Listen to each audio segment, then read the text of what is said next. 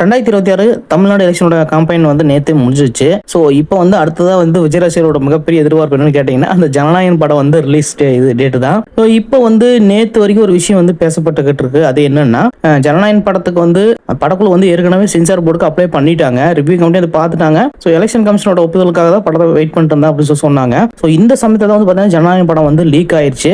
அதுக்கப்புறம் என்ன சொன்னாங்கன்னு கேட்டீங்கன்னா, ஹெச்வினத்துக்கிட்ட இன்னொரு ஆல்டர்னேட்டிவ் வெர்ஷன் இருக்கு அப்படிங்கிற ஒரு விஷயம் சொன்னாங்க. ஸோ அதை கேட்கும்போது கொஞ்சம் நல்லா தான் இருந்துச்சு.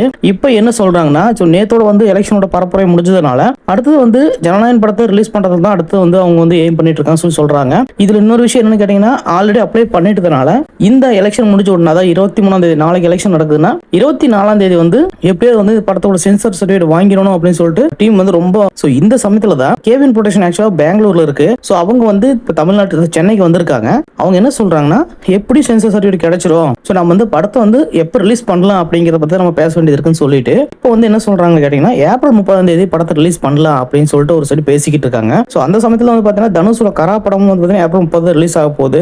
1 வீக்ல வந்து படத்தை வந்து ரெடி பண்ணி டிஸ்ட்ரிபியூஷன் பண்ணி எல்லாத்தையும் பண்றதுங்கிறது கொஞ்சம் கஷ்டமான வேலையா இருக்கு. ஸோ இந்த சமயத்தில் தான் டீம் ஒரு விஷயத்த சொல்றாங்க. அது என்னன்னா, ஏப்ரல் மாசம் வேணாம், மே மாசம் ஏதோ டேட்ல ரிலீஸ் பண்ணலாம் அப்படிங்கிற மாதிரி பேசிட்டு இருக்காங்க. ஸோ இதுல வந்து தமிழ்நாடு திரைப்பட உரிமை சங்கம் சொல்லிட்டு ஒன்று இருக்காங்க பாத்தீங்களா, அவங்க டிஸ்ட்ரிபியூட் பண்றவங்க. அவங்க என்ன சொல்றாங்கன்னு கேட்டீங்கன்னா, மே 8ஆம் தேதி படத்தை ரிலீஸ் பண்ணலாம். ஸோ சென்சார் சர்டிஃபிகேட் கிடைச்சாலும் கூட நீங்க வந்து சரியான விதத்தில் படத்தை ப்ரொமோட் பண்ணி மே 8ஆம் தேதி ரிலீஸ் பண்ணீங்கன்னா நல்லா இருக்கும். ஏன்னா மே 4ஆம் தேதி வந்து உங்களுக்கு கவுண்டிங் நடக்க போகுது. ஸோ ரிசல்ட் எப்படி வேணும் வரலாம், என்ன வேணும் நடக்கலாங்கிறதுனால இதையெல்லாம் நம்ம வந்து ஒரு வாரம் வச்சுட்டு இந்த எலெக்ஷன் ப்ராசஸ் எல்லாம் முடிச்சுட்டு அதுக்கப்புறமா மே 8ஆம் தேதி வந்து இந்த படத்தை ரிலீஸ் பண்ணலாம் அப்படின்னு சொல்லிட்டு அவங்க சொல்லியிருக்காங்க. ஸோ மே 8ஆம் தேதி ரிலீஸ் பண்றதுனா கண்டிப்பா இன்னும் 2.5 வாரம் இருக்கு. ஸோ கிட்டத்தட்ட ஒரு 16-20 நாளுக்கு பக்கமா இருக்கிறதுனால அந்த டேட்ல வந்து ரிலீஸ் பண்ணா கண்டிப்பா ஓரளவுக்கு ரீச் ஆகும், நல்லா ப்ரொமோஷன் கிடைக்கும். அது மட்டும் இல்ல எலெக்ஷன் வந்து டிவிகேன்னு சொல்ற அந்த கட்சி வந்து போட்டிடுறதுனால ஸோ இது வந்து ஒரு மாஸ் லெவலான ஒரு ரெஸ்பான்ஸ் கிடைக்கும். ஸோ இவங்க ஏன்னா இன்னொரு பிரச்சனை என்ன கேட்டீங்கன்னா, படம் வந்து லீக் ஆனதுனால ஆல்ரெடி சேட்டலைட்டோட ரைட்ஸ் வந்து டிராப் ஆயிடுச்சுன்னு சொல்றாங்க.